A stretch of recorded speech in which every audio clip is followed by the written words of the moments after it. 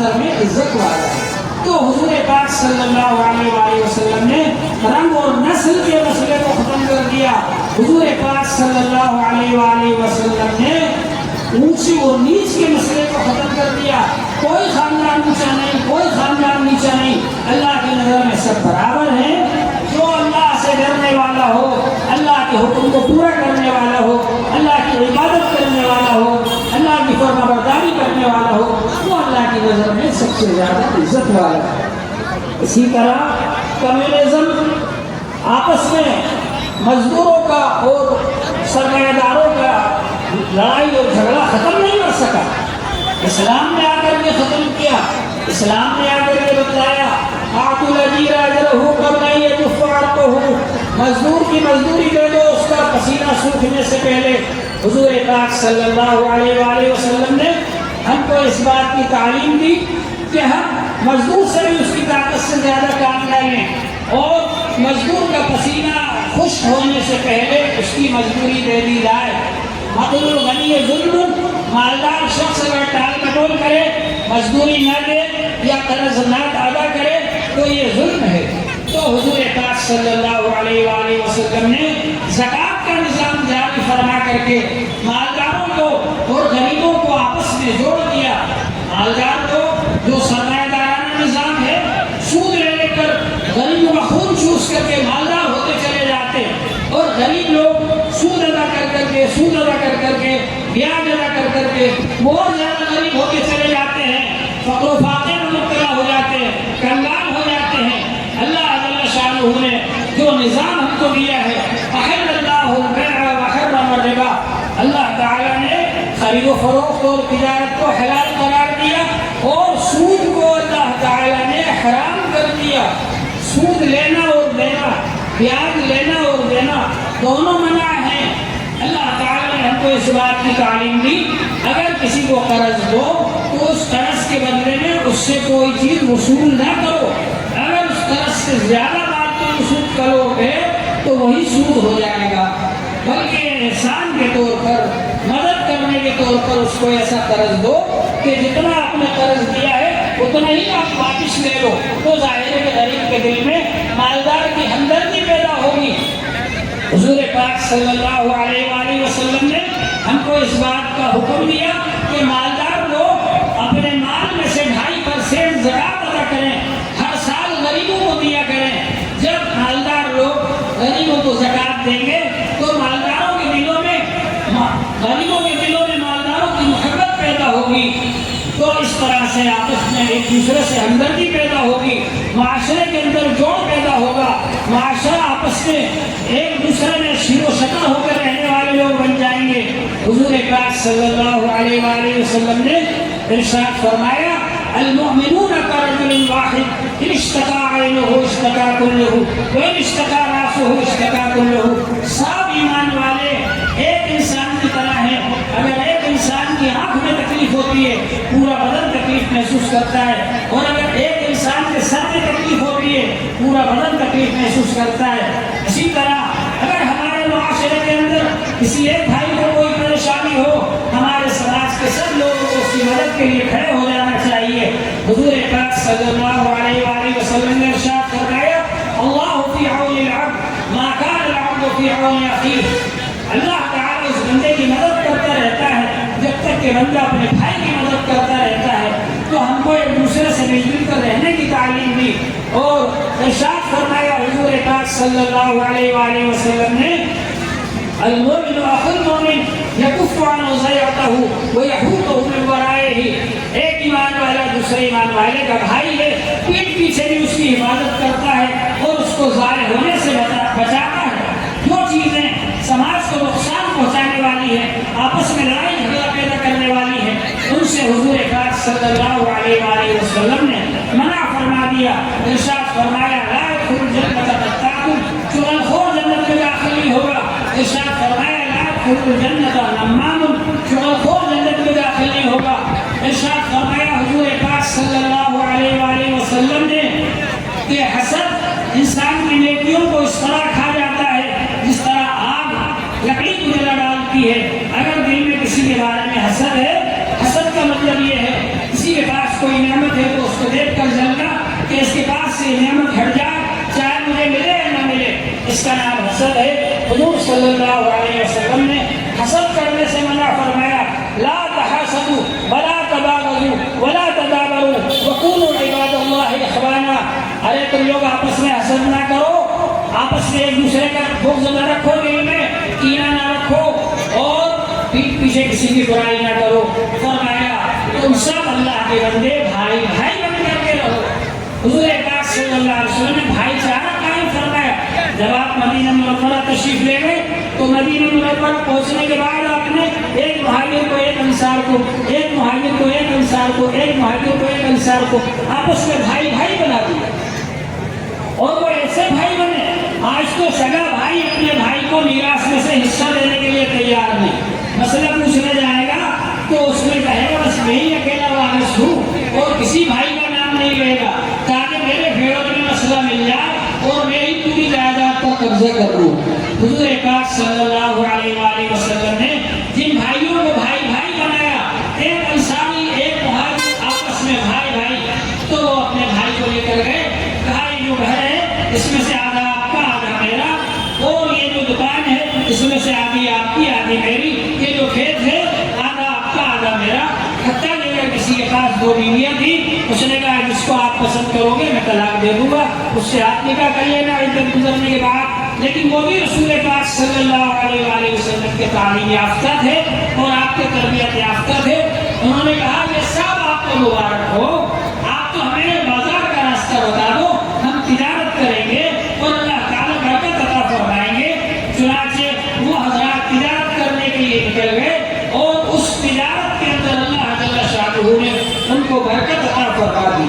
تو معلوم یہ ہوا کہ حضور پاک صلی اللہ علیہ وآلہ وسلم مزدوروں کے لیے بھی رحمت بن کر کے تشریف لائے، غریبوں کے لیے بھی رحمت بن کر کے تشریف لائے، سرمایہ داروں کے لیے بھی رحمت بن کر کے تشریف لائے، بڑے خاندان والوں کے لیے بھی رحمت بن کر تشریف لائے، چھوٹے خاندان والوں کے لیے بھی رحمت بن کر تشریف لائے۔ حضور پاک صلی اللہ علیہ وسلم سے پہلے عورتوں کا کوئی حق نہیں تھا، آپ نے عورتوں کے حق مقرر فرمایا، ماں کا حصہ میراث میں مقرر فرمایا، بیوی کا حصہ میراث میں مقرر فرمایا، بیٹی کا حصہ میراث میں مقرر فرمایا۔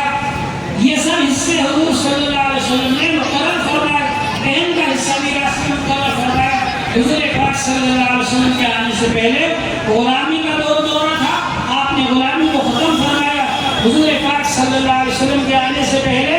لوگ قبائلی نظام تھا، ایک دوسرے پر ظلم کرتے تھے، امن نہیں تھا۔ حضور پاک صلی اللہ علیہ وسلم نے مدینہ پہنچنے کے بعد سب سے پہلی جمہوری حکومت قائم فرمائی، جس کے اندر سب کو برابر کا حصہ دیا،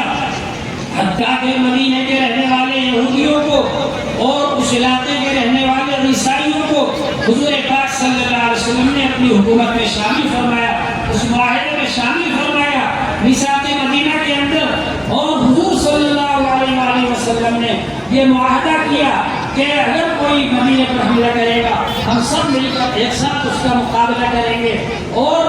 اگر ہم آپس میں نہیں لڑیں گے، اتفاق اتحاد کے ساتھ میں رہیں گے، امن کے ساتھ میں رہیں گے۔ حضور پاک صلی اللہ علیہ وسلم نے عدل و انصاف قائم فرمایا۔ جب عدل و انصاف قائم ہوتا ہے تو امن و امان قائم ہوتا ہے، اگر عدل و انصاف نہیں ہوتا تو امن و امان نہیں ہوتا۔ حضور پاک صلی اللہ علیہ وسلم نے عدل و انصاف قائم فرمایا، اور ایسا عدل و انصاف قائم فرمایا کہ سارے لوگ حیرت میں رہ گئے۔ فاطمہ نام کی ایک عورت نے چوری کری، لوگوں نے آ کر سفارش کی، اللہ کے رسول یہ اونچے خاندان کی لڑکی ہے، اس کو آپ معاف کر دیجیے، اس کا ہاتھ نہ کاٹیے۔ حضور پاک صلی اللہ علیہ وآلہ وسلم نے ارشاد فرمایا خطبے کے اندر، والذی نفس محمد بیدہ لو ان فاطمہ بنت محمد سرقت لقطعت یدها، اس کی قسم جس کے قبضے میں میری جان ہے، اگر میری بیٹی فاطمہ بھی چوری کر لیتی میں اس کے بھی ہاتھ کاٹ دیتا۔ حضور پاک صلی اللہ علیہ وسلم نے فرمایا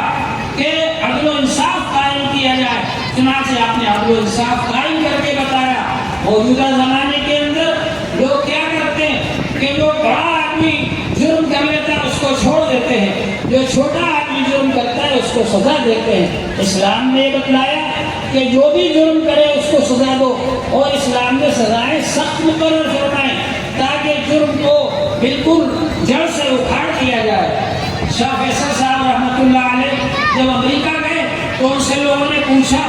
کہ آپ کے یہاں بہت سخت سزائیں دی جاتی ہیں، اس کی کیا وجہ ہے؟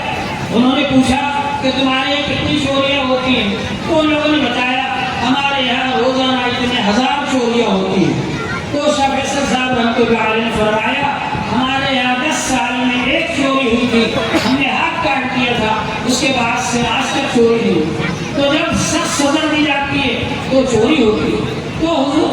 چوری ختم ہو جاتی ہے، عدل و انصاف قائم ہوتا ہے، امن و امان قائم ہوتا ہے۔ حضور پاک صلی اللہ علیہ وسلم نے ایسا عدل و انصاف قائم فرمایا، ایسا امن و امان قائم فرمایا۔ آپ نے ارشاد فرمایا تھا ایک وقت آئے گا خیانہ یمن سے ایک لڑکی ایک عورت چلے گی اکیلی، اور وہ زیورات سے سونے سے لدی ہوئی ہوگی، اور وہ اکیلی آئے گی مکہ شریف تک، لیکن راستے میں اس کو کوئی چھیڑنے والا، کوئی اس کو پریشان کرنے والا نہیں ہوگا۔ چنانچہ جب آپ کی حکومت تھی، آپ کے بعد خلفائے راشدین کی، اس زمانے میں ایسا نہیں ہوا کہ ایک عورت یمن سے خیانت سے چل کر کے آئی اور وہ اکیلی تھی لیکن اس کو کسی نے نہیں چھیڑا۔ اس قدر امن و امان قائم فرمایا حضور پاک صلی اللہ علیہ وآلہ وسلم نے، اور ارشاد فرمایا اللہ جل شانہ نے کہ اگر کوئی ایک انسان کو بھی قتل کر دے گا تو یہ ایسا ہے جیسے تمام انسانوں کا قتل کرنا، سارے انسانیوں کو قتل کرنا، پوری انسانیت کو قتل کرنا۔ اس وجہ سے ہمارے یہاں کوئی دہشت گرد نہیں بن سکتا، کوئی کسی کو مار نہیں سکتا۔ اگر عدل و انصاف قائم ہو جائے اسلام کا تو ساری دنیا کے اندر امن و امان قائم ہو سکتا ہے۔ حضور پاک صلی اللہ علیہ وآلہ وسلم نے ساری دنیا کے اندر امن و امان قائم کرنے کا ہم کو پیغام دیا، اور یہ بتایا آپ نے، یہ فرمایا کہ لا یؤمن احدکم، تم میں سے کوئی شخص اس وقت تک کامل ایمان والا نہیں ہو سکتا حتی یکون ہواہ تبعا لما جئت بہ، یہاں تک کہ اس کی خواہشات میرے لائے ہوئے دین کے تابع ہو جائیں۔ حضور پاک صلی اللہ علیہ وآلہ وسلم نے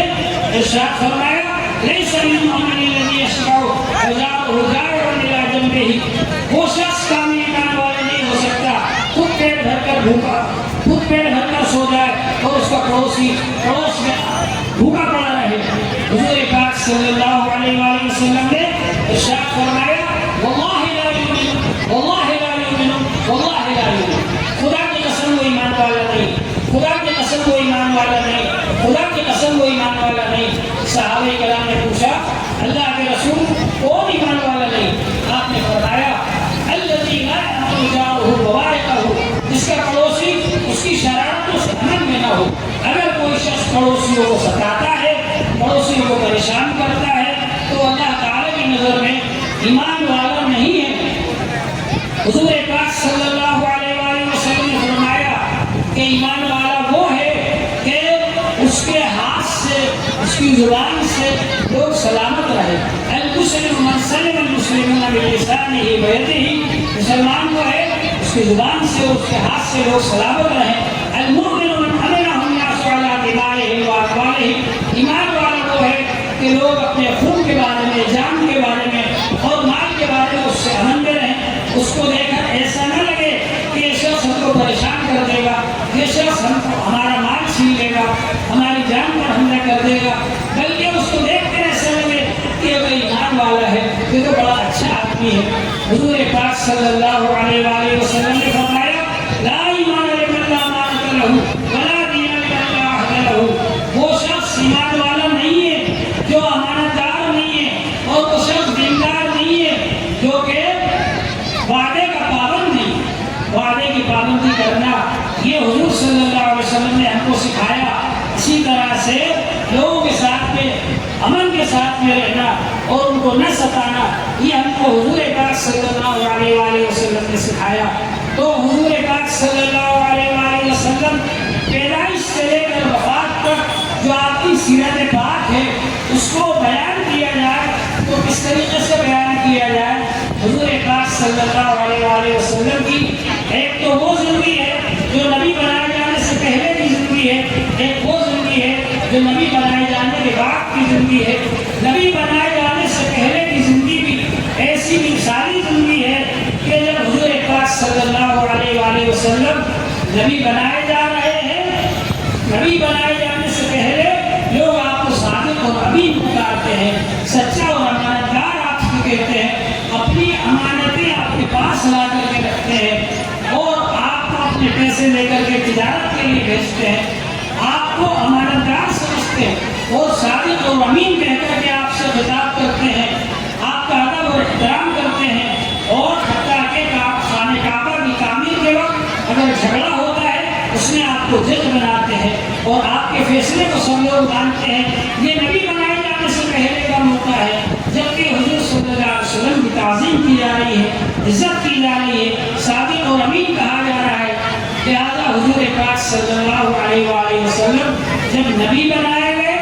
تو آپ نے صفا پہاڑی پر چڑھ کر یہ فرمایا میرے بارے میں تمہارا کیا خیال ہے؟ تو ان لوگوں نے کہا آپ تو صادق اور امین ہیں، ما جربنا علیک الا صدقا، ہم نے آج تک آپ سے سوائے سچائی کے کسی اور چیز کا تجربہ نہیں کیا۔ تو حضور پاک صلی اللہ علیہ وآلہ وسلم نے فرمایا جس طرح سے میں صفا پہاڑی پر کھڑا ہوں، پیچھے کے حالات بھی دیکھ رہا ہوں اور تم لوگ بھی نظر آ رہے ہو، اسی طرح سے اللہ تعالیٰ نے مجھے ایک بلند مرتبہ عطا فرمایا ہے، نبی اور رسول بنایا ہے، اور میں یہ بھی دیکھ رہا ہوں کہ اگر تم لوگ ایمان نہیں لاؤ گے تو جہنم میں جاؤ گے، اس لیے میں تم کو ایمان کی دعوت دیتا ہوں کہ تم سب لوگ ایمان قبول کر لو، ایماندار بن جاؤ۔ یہ سننا تھا کہ ان لوگوں نے مخالفت شروع کر دی۔ سب سے پہلا نبی صلی اللہ علیہ وسلم کی شان میں گستاخ کرنے والا حضور صلی اللہ علیہ وسلم کا چچا ہے جس کو ابو لہب کہا جاتا ہے۔ اللہ تعالیٰ شانہ نے اس کی گستاخی کا خود جواب دیا قرآن پاک کے اندر اور ارشاد فرمایا تبت یدا ابی لہب وتب، ابو جہل کے ہی ہاتھ ٹوٹ جائے۔ ابو جہل نے کہا تھا تبت لگا لہذا جمعتنا، تم تباہ و برباد ہو جاؤ، کیا اس لیے ہم کو جمع کیا تھا؟ تو اللہ جل شانہ نے مستقل ایک سورۃ تبت یدا ابو جہل کا جواب دینے کے لیے نازل فرمائی اور اپنے نبی صلی اللہ علیہ وسلم کو تسلی دی کہ یہ آپ کو برا کہہ رہا ہے، یہی برا ہے، یہ آپ کے لیے بد دعا کر رہا ہے، اسی کے اوپر یہ بد دعا جائے گی اور یہی ہلاک ہو جائے گا اور تباہ و برباد ہو جائے گا۔ حضور پاک صلی اللہ علیہ وآلہ وسلم کو اللہ جل شانہ نے تسلی دی اور تبت یدا نازل فرمائی۔ اس گستاخ کے جواب میں جس گستاخ نے رسول پاک صلی اللہ علیہ وآلہ وسلم کی شان میں گستاخی کی تھی، تو ایسا نہیں ہے کہ گستاخی کرنے والے اس زمانے میں نہیں تھے، اس زمانے میں بھی گستاخی کرنے والے تھے لیکن جواب دینے والے بھی تھے۔ اللہ جل شانہ نے جگہ جگہ قرآن پاک کے اندر حضور پاک صلی اللہ علیہ وسلم کی شان کو بیان فرمایا، کہیں الم نشرح لک صدرک فرمایا، کہیں والضحیٰ فرمایا، حضور پاک صلی اللہ علیہ وسلم کو کہیں یاسین فرمایا، کہیں طٰہٰ فرمایا، کہیں مزمل فرمایا، کہیں مدثر فرمایا۔ تو اللہ جل شانہ نے حضور صلی اللہ علیہ وسلم کی شان بیان کی اور صحابہ کرام بھی حضور پاک صلی اللہ علیہ وسلم کی شان بیان کیا کرتے تھے۔ ابو طالب حضور صلی اللہ علیہ وسلم کی شان میں اشعار پڑھا کرتے تھے۔ اگر ابو لہب مخالفت کرتا تھا تو ابو طالب حضور صلی اللہ علیہ وسلم کی شان میں اشعار پڑھتے تھے اور نعتیں پڑھتے تھے، اور حضرت حسان رضی اللہ تعالیٰ عنہ حضور پاک صلی اللہ علیہ وسلم کی شان میں نعت پڑھتے تھے اور اشعار پڑھتے تھے۔ حضور پاک صلی اللہ علیہ وسلم کی شان میں حسان رضی اللہ تعالیٰ عنہ کے لیے مسجد نبوی کے اندر حضور صلی اللہ علیہ وسلم نے ان کے لیے کرسی لگوائی، اور حضرت ابو طالب تو اس وقت اشعار پڑھتے تھے اور گستاخوں کا جواب دیتے تھے جبکہ مکے میں کوئی جواب دینے والا نہیں تھا، جبکہ مکے کے اندر کوئی ان کا مقابلہ نہیں کر سکتا تھا کافروں کا، کیونکہ کافروں کی حکومت تھی وہاں پر، اور وہ سب لوگ جب وہ اقرار کے ساتھ مسلمانوں کو مجبور کرتے تھے اور ان پر ظلم و ستم کرتے تھے۔ ایسے نازک حالات کے اندر اللہ جل شانہ نے اس دین کو جاری فرمایا۔ حضور پاک صلی اللہ علیہ وآلہ وسلم نے دین کا کام شروع فرمایا، اور حضور پاک صلی اللہ علیہ وآلہ وسلم پر جب پہلی وحی نازل ہوئی اور آپ نے پہلی بار فرشتے کو دیکھا، ہم تو کسی جن کو بھی نہیں دیکھ سکتے، ہمارے اندر اتنی بھی طاقت نہیں کہ ہم کسی جن کو دیکھ سکیں، فرشتے کو دیکھا حضور صلی اللہ علیہ وآلہ وسلم نے، اور فرشتوں سرکار حضرت جبرائیل علیہ السلام کو دیکھا اور جبرائیل علیہ السلام نے کہا اقرا آپ پڑھیے، تو حضور پاک صلی اللہ علیہ وسلم نے فرمایا ما انا بقاری، میں تو پڑھا ہوا نہیں ہوں، مجھے پڑھنا نہیں آتا۔ تو انہوں نے لے کر کے حضور صلی اللہ علیہ وسلم کو سینے سے لگا کر دبایا اور چھوڑ کر پھر کہا اقرا، پھر آپ نے کہا ما انا بقاری، پھر دبایا، اس طرح سے 3 بار ہوا، پھر آپ نے پڑھنا شروع کیا۔ سورہ اقرا کی شروع کی آیتیں نازل ہوئی، آپ کے اوپر سب سے پہلی وحی علم کے بارے میں نازل ہوئی، پڑھنے کا حکم نازل ہوا۔ اس لیے ہونا تو یہ چاہیے تھا کہ ہمارے معاشرے کے اندر کوئی جاہل نہ ہوتا، ہمارے معاشرے کے اندر کوئی نادان نہ ہوتا، کوئی اللہ کے دین سے ناواقف نہ ہوتا، بے خبر نہیں ہوتا، سب لوگ پڑھنے والے بن جاتے۔ ہمارا علم والا مذہب ہے۔ اللہ جل شانہ نے یہ ہدایت نامہ نازل فرمایا، یہ قرآن پاک نازل فرمایا، لیکن سب کو اس کے پڑھنے کی اجازت دے دی۔ اتنا پاک کلام، اتنا پاک قرآن، لیکن سب کو پڑھنے کی اجازت ہے۔ ہر شخص غسل کر کے وضو کر کے قرآن پاک کو پڑھ سکتا ہے۔ لا یمسہ الا المطہرون، پاک لوگ اس کو چھو سکتے ہیں، اس لیے آپ کو غسل کرنا پڑے گا، وضو کرنا پڑے گا قرآن پاک کو ہاتھ میں لینے کے لیے۔ اور اگر زبانی پڑھ رہے ہیں تو آپ زبانی پڑھ سکتے ہیں۔ اتنا آسان کر دیا اللہ تبارک و تعالیٰ نے، بلکہ حضور پاک صلی اللہ علیہ وآلہ وسلم نے علم حاصل کرنے کو فرض قرار دیا۔ ایسے نہیں ہے کہ صرف اونچے خاندان کے لوگ پڑھنے والے ہو اور نیچے خاندان کے لوگوں کو منع کر دیا جائے کہ قرآن کو ہاتھ مت لگانا، پڑھ مت لینا، نہیں تو تمہاری زبان کاٹ لی جائے گی۔ ایسا نہیں ہے، قرآن پاک سب کے لیے ہدایت بن کر آیا، ہدی للناس وبینات من الہدی والفرقان، تمام انسانوں کے لیے ہدایت بن کر کے آیا، تمام انسانوں کے لیے اس کے اندر ہدایت ہے۔ تو بہرحال حضور پاک صلی اللہ علیہ وآلہ وسلم نے ارشاد فرمایا طلب العلم فریضۃ علی کل مسلم، علم حاصل کرنا ہر مسلمان پر فرض ہے،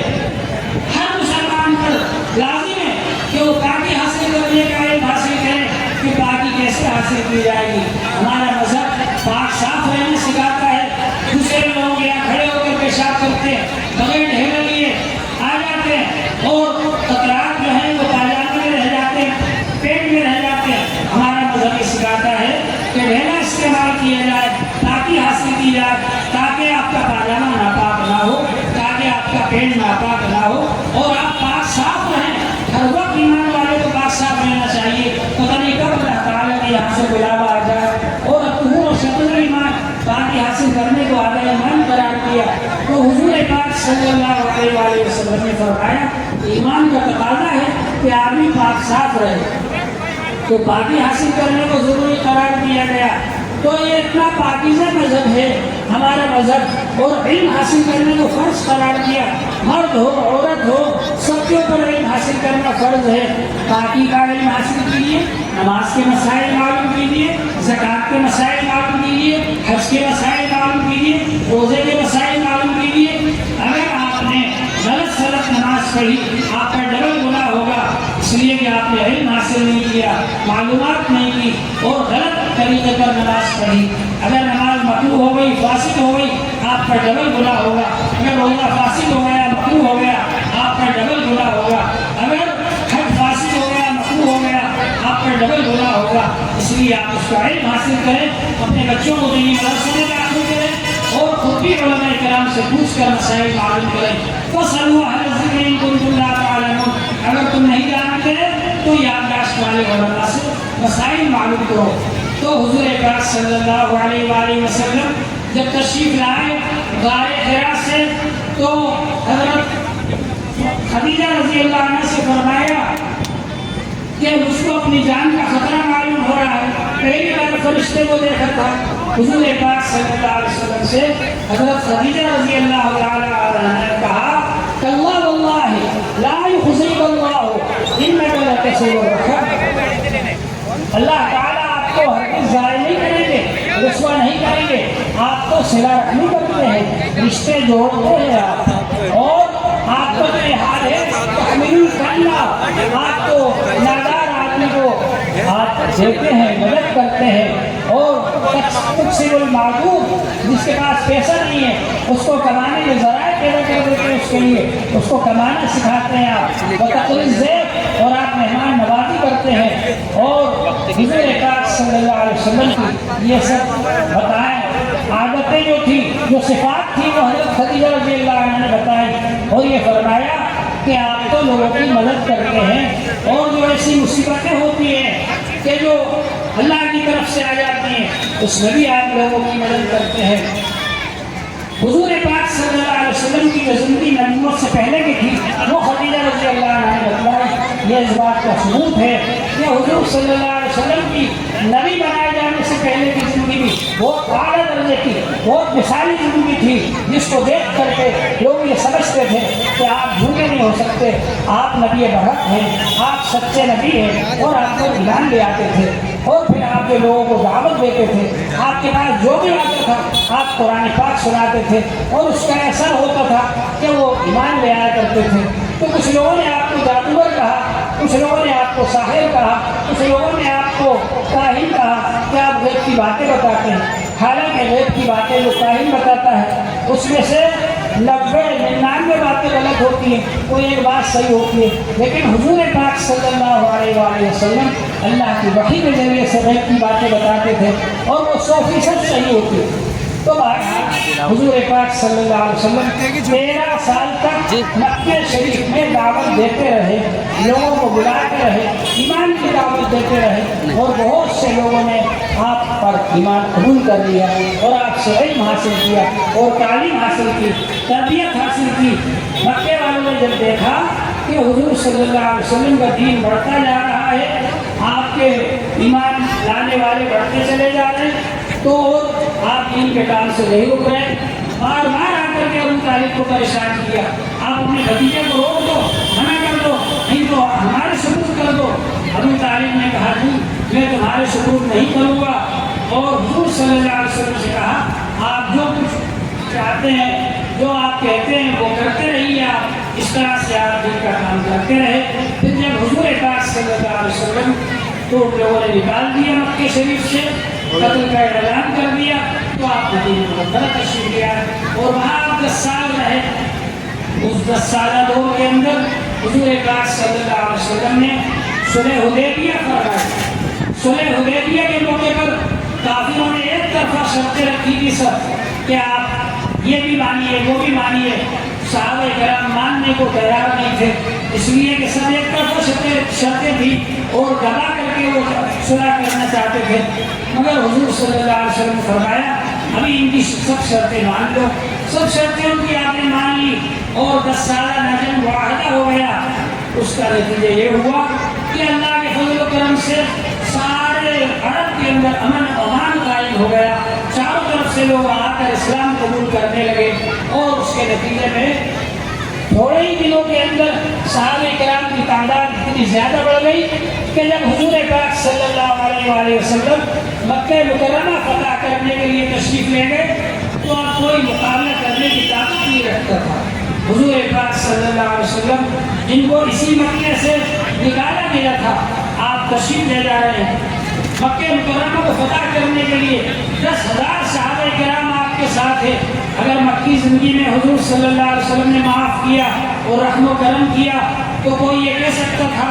کہ اس وقت تو مجبور تھے، اگر رحم و کرم نہیں کرتے تو کیا کرتے، معاف نہیں کرتے تو کیا کرتے۔ لیکن جب حضور پاک صلی اللہ علیہ وآلہ وسلم مکہ مکرمہ فتح کرنے کے لیے جا رہے ہیں، 10,000 صحابہ کرام کی فوج آپ کے ساتھ ہے، ایک صحابی کی زبان پر آ گیا الیوم یوم الملحمہ، آج خون کا بدلہ خون سے لیا جائے گا۔ حضور صلی اللہ علیہ وسلم نے فرمایا ان کے ہاتھ سے جھنڈا لے لو اور ان کے بیٹے کے ہاتھ میں جھنڈا دے دو، اور آپ نے فرمایا یہ اعلان کرو الیوم یوم الملحمہ، آج تو رحم و کرم کا دن ہے، آج تو رحم و کرم کا دن ہے۔ آج لوگ دیکھیں گے کہ محمد صلی اللہ علیہ وسلم کیسے رحمت للعالمین بن کر کے آئے، اور محمد صلی اللہ علیہ وسلم کیسا رحم و کرم کرنے والے ہیں۔ چنانچہ حضور پاک صلی اللہ علیہ وآلہ وسلم جب مکہ مکرمہ کے اندر داخل ہوئے، کعبے کے اندر تشریف لائے، تمام لوگ جمع ہیں، وہ لوگ بھی جمع ہیں جو راستے میں کانٹے بچھاتے تھے، وہ لوگ بھی جمع ہیں جو حضور صلی اللہ علیہ وسلم پر اونٹ کی اوڑھنی ڈال دیتے تھے. وہ لوگ بھی جمع ہیں جو حضور پاک صلی اللہ علیہ وسلم کا کیچڑ اچھالتے تھے. وہ لوگ بھی جمع ہیں جو پتھر پھینکتے تھے. وہ لوگ بھی جمع ہیں جو حضور پاک صلی اللہ علیہ وسلم کو پریشان کرتے تھے. سارے لوگ جمع ہیں, سب جمع ہیں, اور وہ یہ سوچ رہے ہیں کہ اگر آج حضور پاک صلی اللہ علیہ وسلم نے ایک اشارہ کر دیا تو اس کے نتیجے میں ہم لوگوں کا سر قلم کر دیا جائے گا, ہم لوگوں کو مار ڈالا جائے گا, ختم کر دیا جائے گا, آج جان کا بدلہ جان سے لیا جائے گا. لیکن حضور پاک صلی اللہ علیہ وآلہ وسلم کی شان رحمت للعالمین میں ظاہر ہوتی ہے, اور حضور پاک صلی اللہ علیہ وسلم ان لوگوں سے پوچھتے ہیں کہ بتاؤ تمہارے ساتھ تمہارا میرے بارے میں کیا خیال ہے, کیا تمہارے میرے بارے میں. تو وہ لوگ رحم و کرم کی بھیک مانگتے ہیں اور حضور پاک صلی اللہ علیہ وسلم کی طرف دیکھ کر کہتے ہیں خود کریم وابن اخی کریم, آپ کرم کرنے والے ہیں اور کرم کرنے والے کے بیٹے ہیں. آپ سے ہمیں یہی امید ہے کہ آپ ہمارے اوپر رحم و کرم فرمائیں گے. حضور پاک صلی اللہ علیہ وسلم فرماتے ہیں جاؤ, آج تم سب آزاد ہو, تم کو غلام نہیں بنایا جائے گا, تم سے کوئی بدلہ نہیں لیا جائے گا, تم کو کوئی سزا نہیں دی جائے گی, تم سب آزاد ہو. اور میں وہی کہتا ہوں جو کہ یوسف علیہ السلام نے اپنے بھائیوں سے کہا تھا لا تثریب علیکم اليوم, تمہارے اوپر کوئی ملامت نہیں ہے. چنانچہ وہ سب خوش ہو جاتے ہیں, سب ایمان قبول کر لیتے ہیں. تو حضور پاک صلی اللہ علیہ وسلم کی شان رحمت للعالمین ہے کہ آپ کے رحمت للعالمین ہونے کی وجہ سے,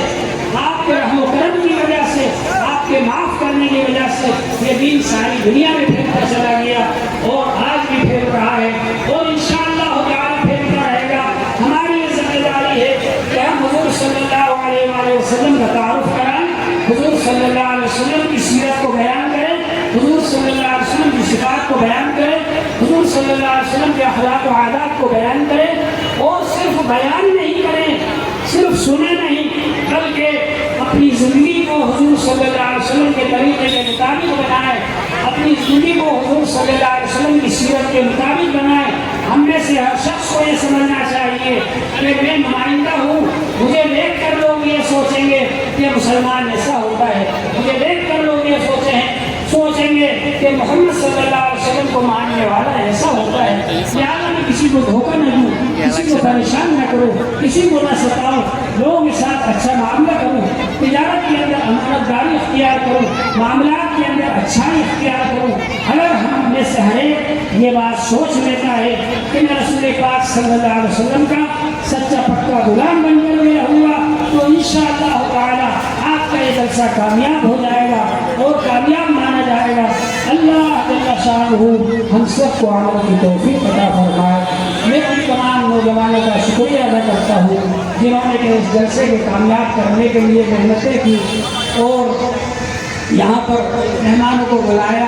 اور یہاں پر آپ حضرات کو بھی بلایا اور اس جلسے کو یہاں پر منعقد کیا. اللہ تعالیٰ آپ سب حضرات کو جزائے خیر عطا فرمائے. اور ماشاءاللہ جناب قاضی صاحب تشریف لا چکے ہیں, وہ خطاب فرمائیں گے اور پھر اس کے بعد میں یہ جلسے کا اختتام ہوا. اللہ تعالیٰ آپ سب حضرات کو جزائے خیر عطا فرمائے. وآخر دعوانا الحمد للہ.